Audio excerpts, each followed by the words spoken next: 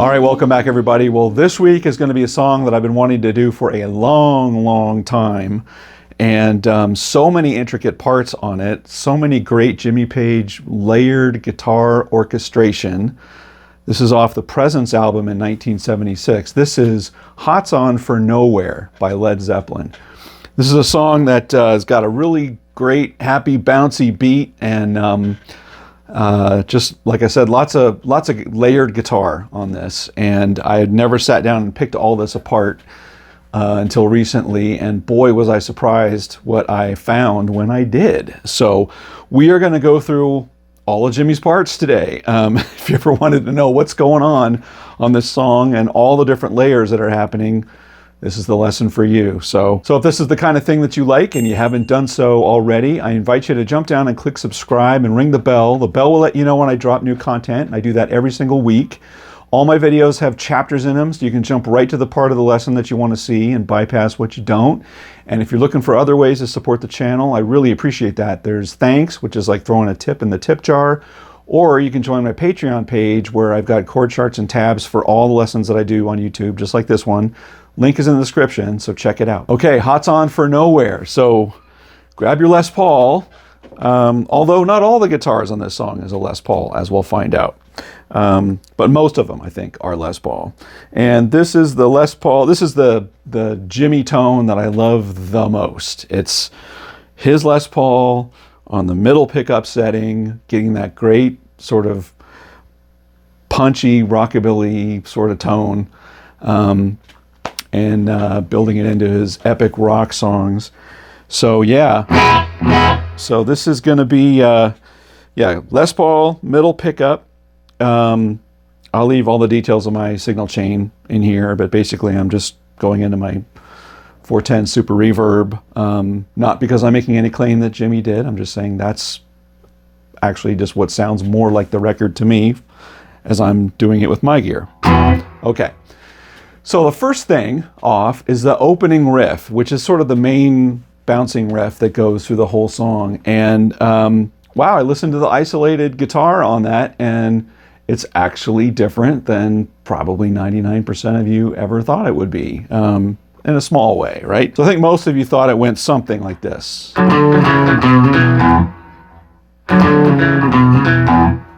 And you would be close, but not right. In fact, when you isolate the guitar sound, and I'll do that right here, listen.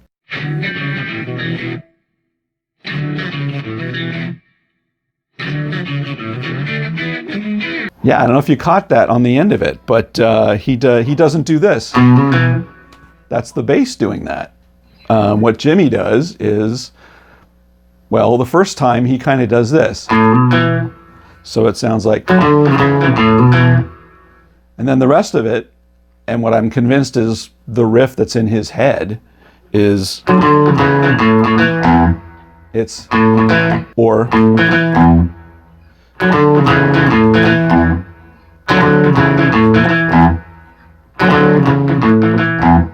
how crazy is that?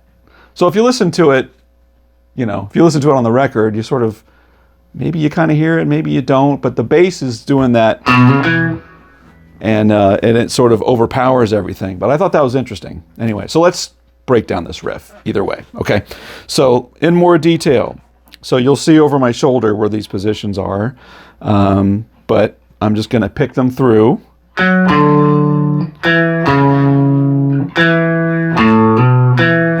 That was the very first one he did. Let me do that again. And then pretty much the rest of them are all like that. Okay, all right, now the back side of that riff is that thing.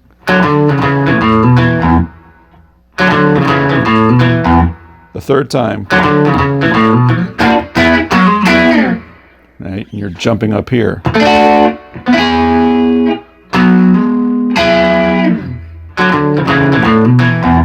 Play it loose.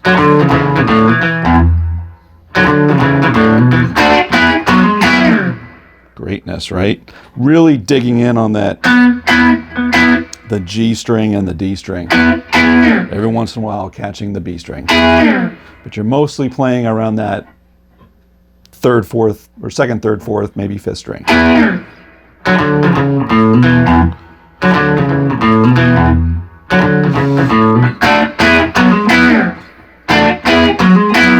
Love it. So it just continues that way through the verses.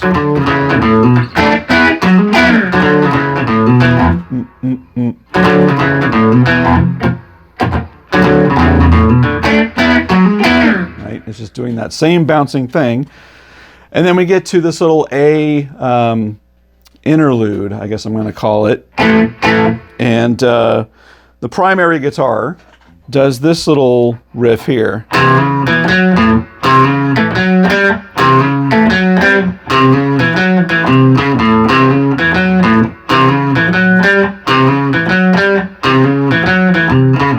So that first one, he gets down and he hits that open A. That's the first one. Then he goes back up and repeats twice. And then he ends it with jumping right into the next one.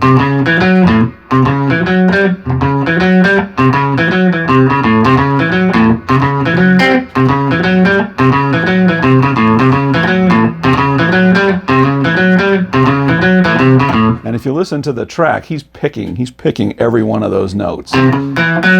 It's not really, I always thought it was a hammer. It's not. Greatness, right? Okay, then it runs around and goes right back to the same intro and verse formation that we learned before.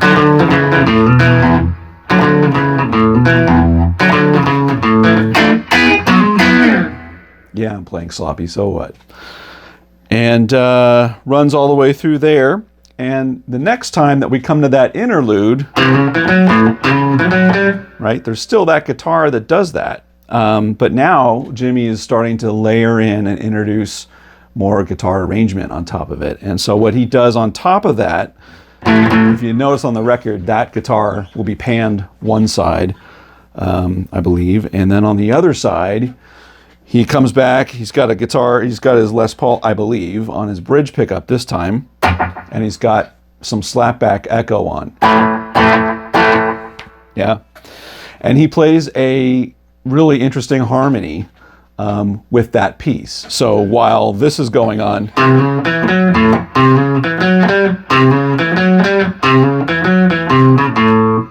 so he layers this on. I'm going to play it without the delay first, just so you can hear it clearly.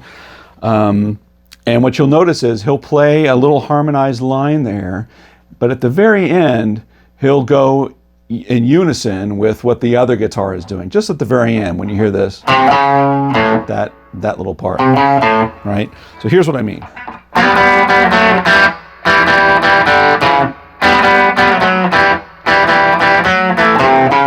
Right there's that unison. Then and again.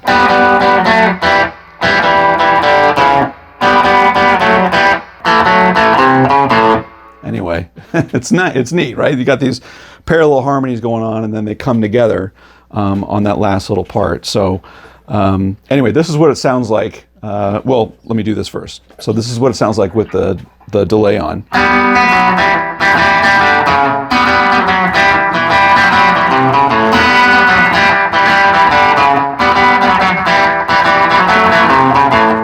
Yeah, I slopped it. I don't care. So anyway, here's a little clip of what they sound like together.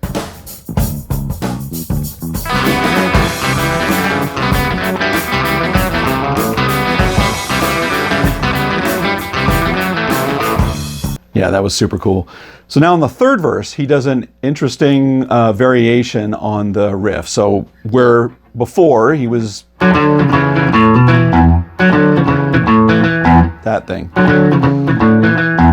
Now he's not playing that. He's going to play a variation or a embellishment on it. And he's using these sort of two string on the fifth and the third string. And you're sort of muting the other strings. And back on our middle pickup setting here.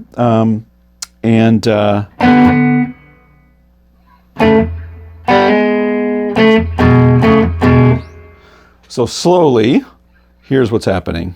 And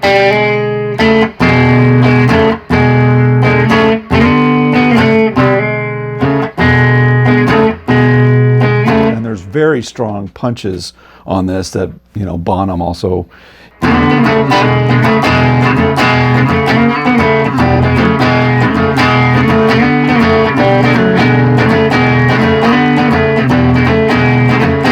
Again, hits that part. And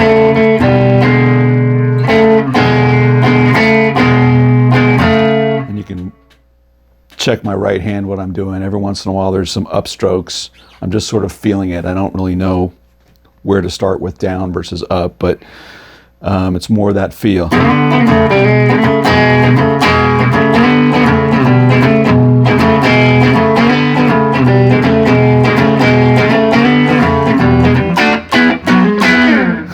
Jumps up there and do those punches.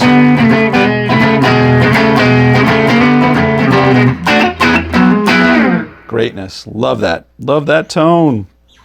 All right, and now that brings us to what I'm calling the bridge section. So that's just going to be, this is now going to be playing off of an E to a D to an A. Okay, but we're doing the sort of Hendrix slash Jimmy Page, I would say, version of those bar chords, right? So if this was your E, we're playing our E like this now, right? So the first one, I'll just play it through.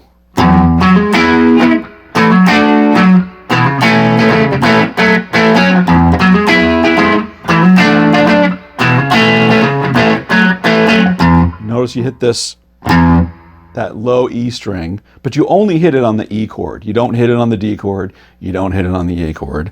You let the bass hit it on those.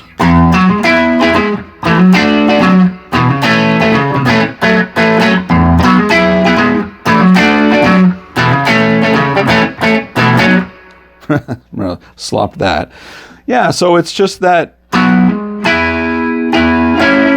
you can either hit that note there on the D string or on the A string, or I don't think he's very particular on it, but I think most of the time he's hitting the fifth string.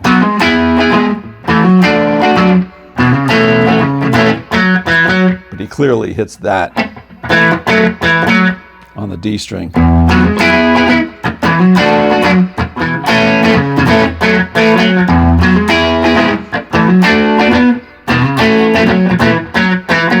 Nice. So now we get to the guitar solo, which I'm going to change guitars for.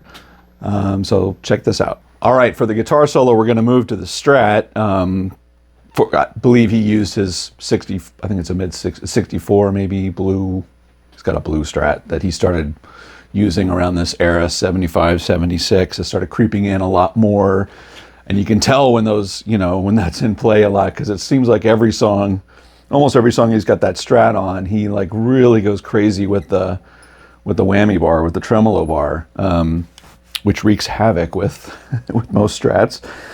But he's very extreme with it, very distinctive sound, and that's what opens up this solo, actually. The very beginning and the very end has a lot of that arm going on, so I think that's the clue that it's a Strat. So I'm going to go with that. And again, my gear settings I'll have down in the description below if you're curious. I'm on the bridge pickup. Yeah, let's just see what this is. So when this comes in, when this solo comes in, it's very interesting. I'm not exactly sure which position he's in, but I believe he's playing an E chord. And he's basically just raking it back and just giving that arm a big dive and then right back up. And the two positions the position that I see a lot online where people are doing it is this E position here. Whoops. This position here. You can kind of hear that B note very beginning, but I think he's just raking it back. So some guys are playing it here. like that. I kind of just do a cowboy E chord. Anyway, something like that. Yeah, I'm just starting sort of raking back, pushing it down pretty aggressively, and letting it come all the way up. And I sort of pull it right above, the norm. I pull it just sharp. It sounds like it goes there. And then the next notes that it comes out on is a B note and a D. And it doesn't sound like it's an open string to me. I think he's fretting it, so it's almost like taking that E position chord, and you're just sliding that up to the 4th and 5th fret, which may be a clue that he did it with this position. If I can get it right. But that's how I do it, anyway. You could also do it here. Something like that, and your finger's right there. Then you're going to come up and do sort of you're going to come up into our next position, and there's many different ways to play this solo. So I'm going to take you through like the progression of how I do it, and is possibly how he does it, because he tends to start in one position, he sort of migrates to the next one, and then he sort of migrates to the next one, you know what I mean? And so that's the way I'm going to take you through here. So once again.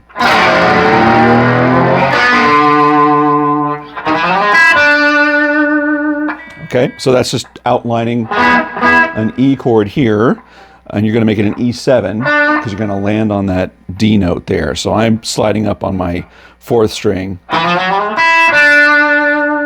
It's not a precise, I mean, that's sort of suggested. But when you listen to it, he's just bringing it up there. Now I'm going to come up here to my E sort of major pentatonic up here for the next one, because what he does next is this. You hear this. It's just very quick. And on these bends from here on out, he really milks them, because, if you think about the cadence of the song, there's the start and stops. Start and stops. Right? Start and stop. And he sort of works that into the solo where there's a stop. A lot of times he's in the middle of a bend and he just sort of holds it and brings it back down or brings it back up when it starts again. It's very cool. So the next part. And then this is great. So you're bent up here and you're going to slide up 1 fret. You're going to work it from the major pentatonic to the minor pentatonic E up here, right? Slide up 1 fret.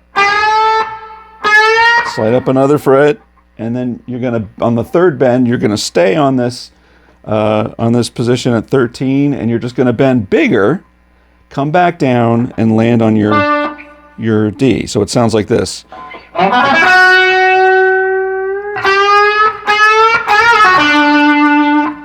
I love that.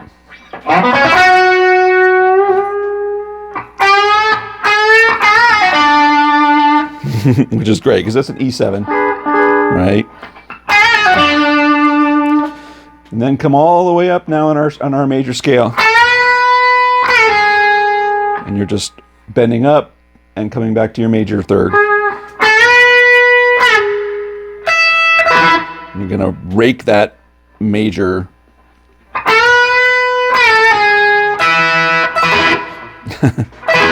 Love that. So when you come back from that rake,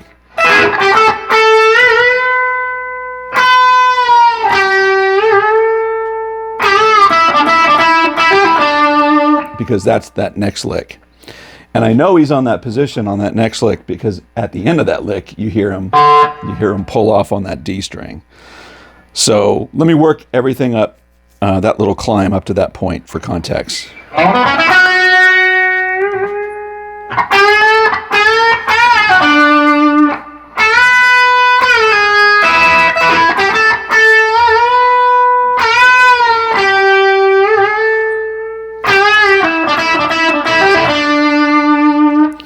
then our normal minor pentatonic rock lick, and he doesn't bend into it, he does a pre-bend.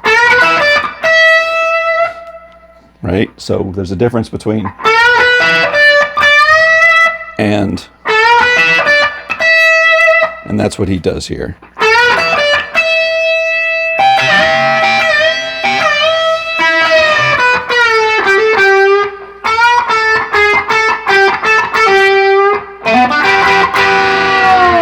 So that whole end part is right there on that 12th fret minor pentatonic, right? So let's take it all the way through here.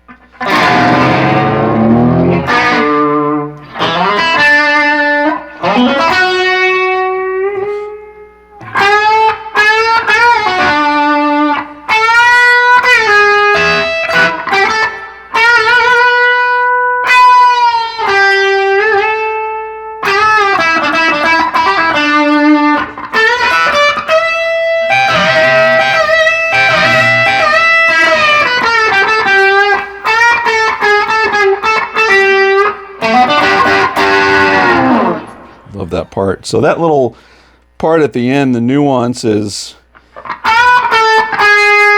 starts off with that landing on that major, then to minor,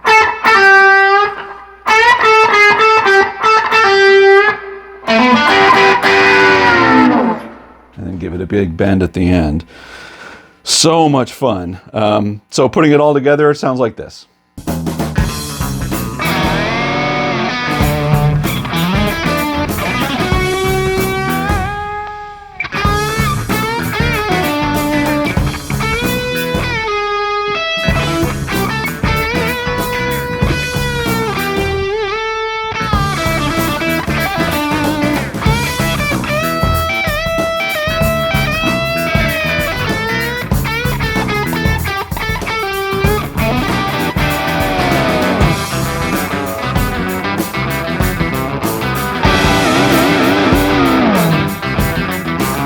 All right, so now after our guitar solo, now we're coming into the fourth and final verse now, and we have one more variation on the riff. So again, he's not doing the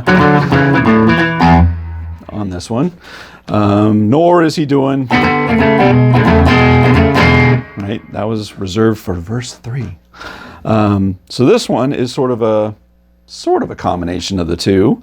So there's actually two guitars that are playing this part. And I think one guitar is playing the primary riff. But there's a second guitar. When he hits that E note, there's another guitar that's just going and lets it ring, right? So it sort of sounds like...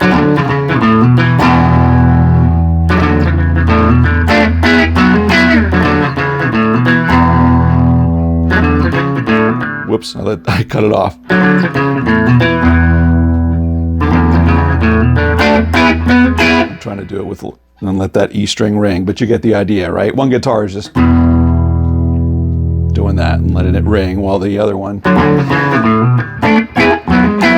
Anyway, so that's the variation on the fourth verse. And then we're back to our awesome...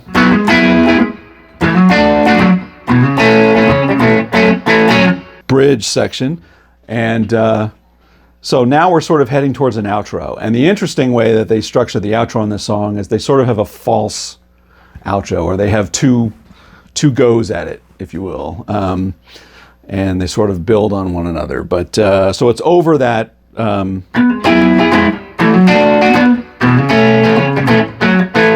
right, so it's over that sort of section. The first time you go around, there's a second guitar that comes in that plays a complementing descending harmony thing against that. Again, it's sort of a bridge pickup with a slapback delay rockabilly thing that's going against it, right? So while guitar one is playing, the second guitar, I'm going to do it without the delay first. The second guitar does this really cool line. It goes like this.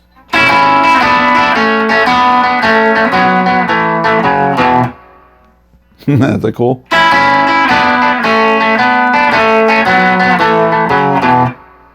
right? So 1 is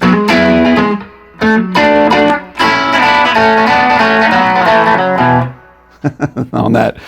All right, I said that's a false outro, right? Because it kicks in with this great sort of rockabilly thing that he does, and this is a riff that he was working on for a number of years. There's some early recordings of him doing this on acoustic and playing it differently where Zeppelin are trying to work it out, like as early as early 70s, I think.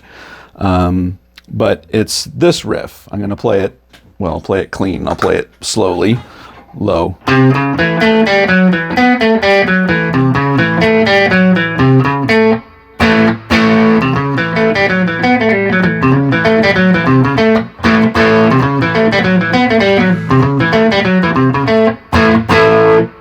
Very cool, right? So coming out of that into this sort of false outro, you think this is going to be the end of the song. So he does an octave. He has one guitar playing it in this position.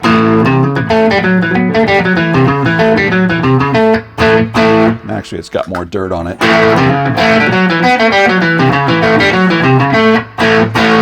Might even have some delay on it.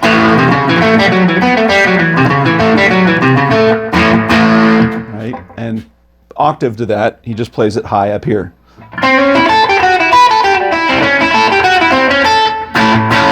And then back down to the low.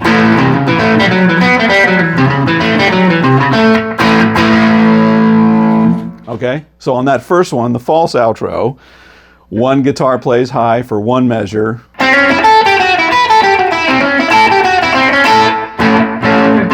Then comes down low.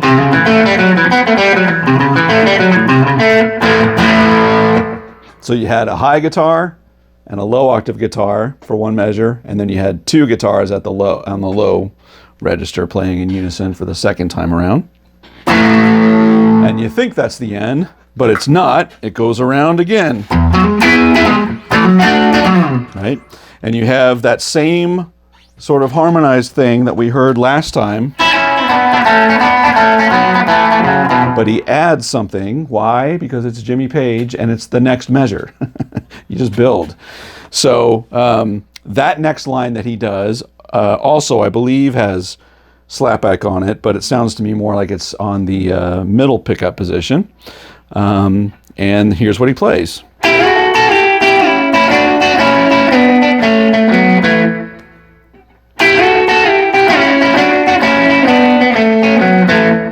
Right? So one of them's doing.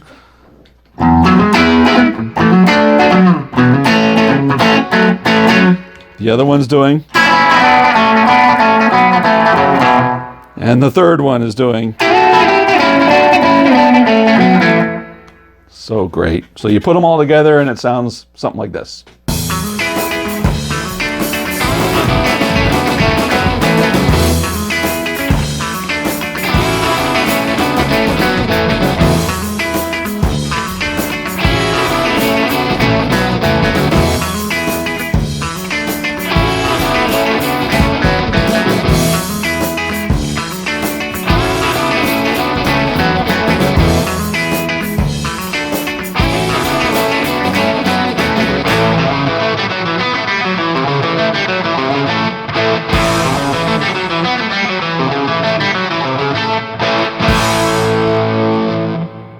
Awesome. Love it. So that is Jimmy Page, Led Zeppelin, and Hot's On for Nowhere. So I hope you learned something new today. If you like what you saw and you haven't done so yet, I invite you to jump down and click subscribe and ring the bell. The bell will let you know when I drop new content, which I do every single week. Let me know in the comments what you thought about this, and if there's another song you want me to take on and do a lesson similar, let me know what that is too. But until next week, take care, everybody.